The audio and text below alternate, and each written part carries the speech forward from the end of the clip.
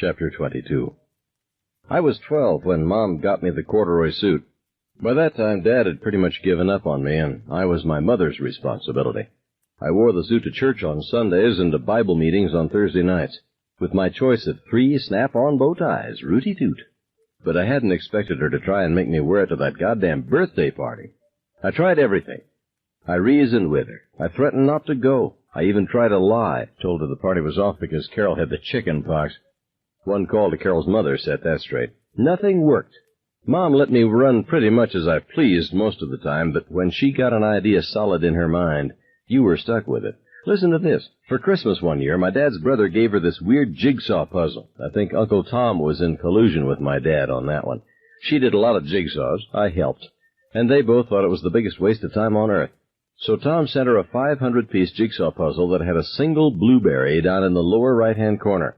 The rest of the puzzle was solid white, no shades. My father laughed his ass off. "Let's see you do that one, Mother," he said. He always called her Mother when he felt a good one had been put over on her, and it never ceased to irritate her. She sat down on Christmas afternoon and spread the puzzle out on her puzzle table in her bedroom. By this time, they each had their own. There were TV dinners and pick-up lunches for Dad and I on December 26th and the 27th, but on the morning of the 28th, the puzzle was done. She took a Polaroid picture of it to send to Uncle Tom, who lives in Wisconsin. Then she took the puzzle apart and put it away in the attic. That was 2 years ago, and so far as I know, it's still there. But she did it. My mother is a humorous, literate, pleasant person. She is kind to animals and accordion-playing mendicants. But you didn't cross her, or she could dig in her heels, usually somewhere in the groin area. I was crossing her. I was, in fact, starting to run through my arguments for the 4th time that day, but time had just about run out. The bow tie was clutching my collar like a pink spider with hidden steel legs. The coat was too tight, and she'd even made me put on my square-toed shoes, which were my Sunday best. My father wasn't there. He was down at Gogan's slopping up a few with his good buddies. But if he'd been around, he would have said I looked squared away. I didn't feel like an asshole. "Listen, Mother." "I don't want to hear any more about it, Charlie." I didn't want to hear any more about it either, but since I was the one running for the Shithead of the Year award and not her, I felt obliged to give it the old-school grunt. "All I'm trying to tell you is that nobody is going to be wearing a suit to that party, Mom. I called up Joe McKennedy this morning, and he said he was just going to wear—" "Just shut up about it," she said very soft, and I did. When my mother says shut up, she's really mad. She didn't learn shut up reading The Guardian. Shut up or you won't be going anywhere. But I knew what that meant. Not going anywhere would apply to a lot more than Carol Granger's party. It would probably mean movies, the Harlow Rec Center, and swimming classes for the next month. Mom is quiet, but she carries a grudge when she doesn't get her way. I remembered the jigsaw puzzle, which had borne the whimsical title, Last Berry in the Patch. That puzzle had crossed her, and it hadn't been out of the attic for the last 2 years. And if you have to know, and maybe some of you do anyway, I had a little crush on Carol. I'd bought her a snot rag with her initials on it and wrapped it myself. Mom offered, but I said no. It wasn't any lousy 15-cent hanky either. Those babies were going in the Lewiston J.C. Penney's for 59 cents, and it had lace all the way around the edge. "Okay," I grumped at her. Okay. "And don't you wise-mouth me, Charlie Decker," she said grimly. "Your father is quite capable of thrashing you yet." "Don't I know it?" I said. "Every time we're in the same room together, he reminds me." "Charlie, I'm on my way," I said quickly, heading it off. "Hang in there, Mom." "Don't get dirty," she called after me as I went out the door. "Don't spill any ice cream on your pants. Remember to say thank you when you leave. Say hi to Mrs. Granger." I didn't say anything to any of these orders, feeling that to acknowledge might be to encourage. I just jammed the hand that wasn't carrying the package deeper into my pocket and hunched my head. "Be a gentleman." God. "And remember not to start eating until Carol does." Dear God. I hurried to get out of her sight before she decided to run after me and check to see if I'd peed myself. But it wasn't a day made to feel bad on. The sky was blue and the sun was just warm enough, and there was a little breeze to chase along at your heels. It was summer vacation, and Carol might even give me a tumble. Of course, I don't know just what I'd do if Carol did give me a tumble. Maybe let her ride double on my Schwinn, but I could cross that bridge when I came to it. Perhaps I was even overestimating the negative sex appeal of the corduroy suit. If Carol had a crush on Myron Florin, she was going to love me. Then I saw Joe and started to feel stupid all over again. He was wearing ragged white Levi's and a T-shirt. I could see him looking me up and down, and I winced. The jacket had little brass buttons with the heralds embossed on them. Rudy Toot. "Great suit," he said. "You look just like that guy in the Lawrence Belt show, the one with the accordion." "Myron Florin," I said. "Right." He offered me a stick of gum, and I skinned it. My mother's idea. I stuck the gum into my mouth. Blackjack gum. There is no finer. I rolled it across my tongue and chomped. I was feeling better again. Joe was a friend, the only good one I ever had. He never seemed afraid of me, or revolted by my weird mannerisms. When a good idea strikes me, for instance, I have a tendency to walk around with my face screwed up in the most god-awful grimaces without even being aware of it. Didn't Grace have a field day with that one? I had Joe beat in the brains department, and he had me in the making friends department. Most kids don't give a hoot in hell for brains. They go a penny a pound. And the kid with the high IQ who can't play baseball or at least come in third in the local circle jerk is everybody's fifth wheel. But Joe liked my brains. He never said, but I know he did. And because everyone liked Joe, they had to at least tolerate me. I won't say I worshipped Joe McKennedy, but it was a close thing. He was my mojo. So there we were, walking along and chewing our blackjack, when a hand came down on my shoulder like a firecracker. I almost choked on my gum. I stumbled, turned around, and there was Dickie Cable. Dickie was a squat kid who always somehow reminded me of a lawnmower, a big Briggs & Stratton self-propelling model with the choke stuck open. He had a big square grin, and it was chock full of big white square teeth that fitted together on the top and bottom like the teeth in two meshing cogs. His teeth seemed to gnash and fume between his lips like revolving mower blades that are moving so fast they seem to stand still. He looked like he ate patrol boys for supper. For all I knew, he did. "Son of a gun, you look slick." He winked elaborately at Joe. "Son of a gun, you just look slicker than owl shit." Whack on the back again. I felt very small, about 3 inches, I'd say. I was scared of him. I think I had a dim idea that I might have to fight him or crawfish before the day was over, and that I would probably crawfish. "Don't break my back, okay?" I said. But he wouldn't leave it alone. He just kept riding and riding until we got to Carol's house. I knew the worst the minute we went through the door. Nobody was dressed up. Carol was there in the middle of the room, and she looked really beautiful. It hurt.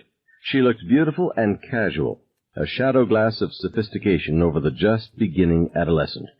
She probably still cried and threw tantrums and locked herself in the bathroom, probably still listened to Beatles records and had a picture of David Cassidy, who was big that year, tucked into the corner of her vanity mirror, but none of that showed. And the fact that it didn't show hurt me and made me feel dwarfed. She had a rust-colored scarf tied into her hair. She looked 15 or 16, already filling out in front. She was wearing a brown dress. She was laughing with a bunch of kids and gesturing with her hands. Dickie and Joe went on over and gave her their presents, and she laughed and nodded and thank you'd, and my God, but she looked nice.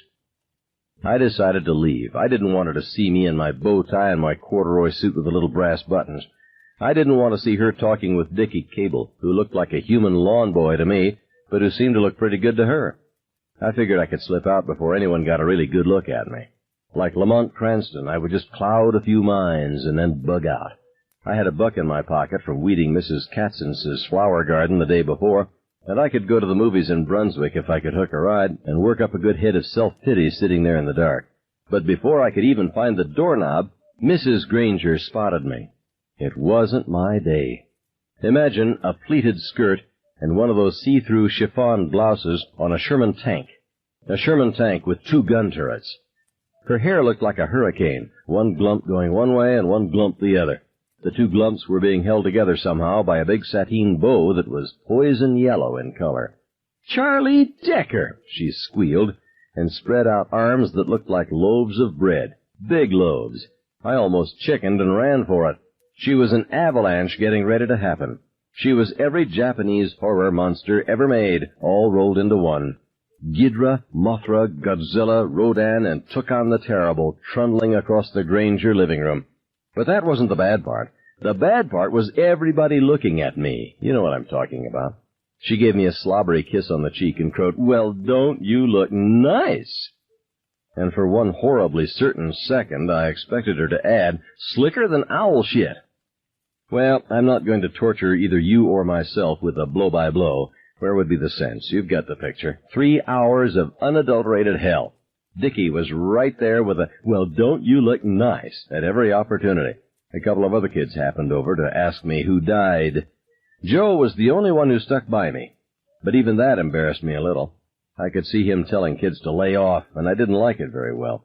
It made me feel like the village idiot. I think the only one who didn't notice me at all was Carol.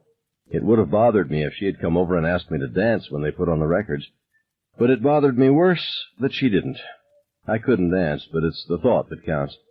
So I stood around while the Beatles sang The Ballad of John and Yoko and Let It Be, while the Adrisi brothers sang We Gotta Get It On Again, while Bobby Sherman sang Hey, Mr. Sun in his superbly tuneless style. I was giving my best imitation of a flower pot. The party, meanwhile, went on. Did it ever? It seemed like it was going to go on eternally, the years flashing by outside like leaves in the wind, cars turning into clumps of rust, houses decaying, parents turning into dust, nations rising and falling. I had a feeling that we would still be there when Gabriel flew overhead, clutching the judgment trump in one hand and a party favor in the other. There was ice cream, there was a big cake that said Happy Birthday, Carol, in green and red icing. There was more dancing, and a couple of kids wanted to play Spin the Bottle, but Mrs. Granger laughed a big jolly laugh and said, "No, ha-ha, no, no, no, oh no." Finally, Carol clapped her hands and said we were all going outside and play Follow the Leader, the game which asks the burning question, "Are you ready for tomorrow's society?" Everybody spilled outside. I could hear them running around and having a good time, or whatever passes for a good time when you're part of a mass puberty cramp. I lingered behind for a minute, half thinking Carol would stop for a second, but she hurried right by. I went out and stood on the porch watching. Joe was there, too, sitting with one leg hooked over the porch railing, and we both watched. Somehow, Joe always seems to be where I end up, with one leg hooked over something, watching. "She's stuck up," he said finally. "Nah, she's just busy. A lot of people, you know." "Shit," Joe said.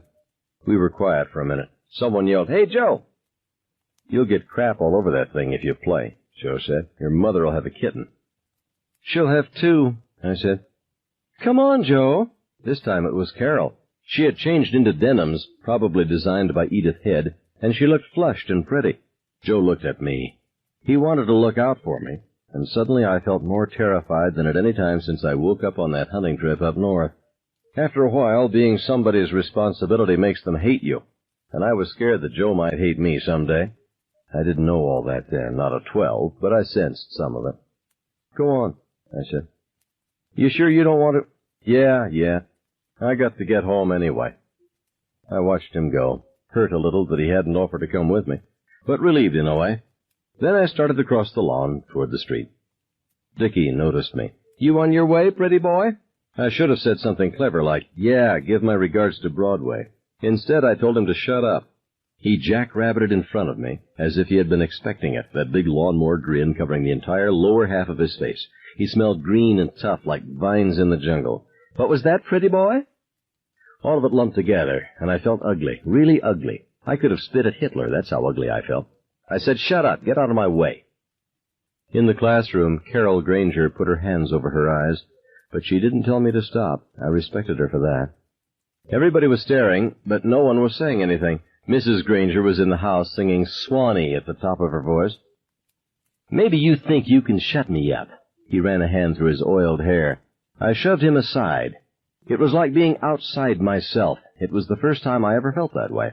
Someone else, some other me, was in the driver's seat. I was along for the ride, and that was all.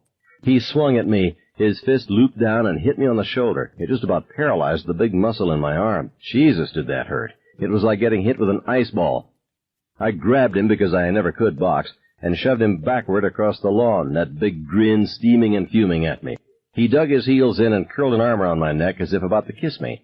His other fist started hammering at my back, but it was like someone knocking on a door long ago and far away. We tripped over a pink lawn flamingo and whumped to the ground. He was strong, but I was desperate. All of a sudden, beating up Dickie Cable was my mission in life. It was what I had been put on Earth for. I remembered the Bible story about Jacob wrestling with the angel, and I giggled crazily into Dickie's face. I was on top and fighting to stay there. But all at once he slid away from me. He was awful slippery, and he smashed me across the neck with one arm. I let out a little cry and went over on my belly. He was astride my back in no time. I tried to turn, but I couldn't. He was going to beat me because I couldn't. It was all senseless and horrible. I wondered where Carol was. Watching, probably. They were all watching. I felt my corduroy coat ripping out under the arms, the buttons with the heralds embossed on them ripping off one by one on the tough loam. But I couldn't turn over. He was laughing. He grabbed my head and slammed it into the ground like a wiffle ball. "Hey, pretty boy!" Slam. Interior stars and the taste of grass in my mouth. Now I was the lawnmower. "Hey, pretty boy, don't you look nice?" He picked my head up by the hair and slammed it down again. I started to cry.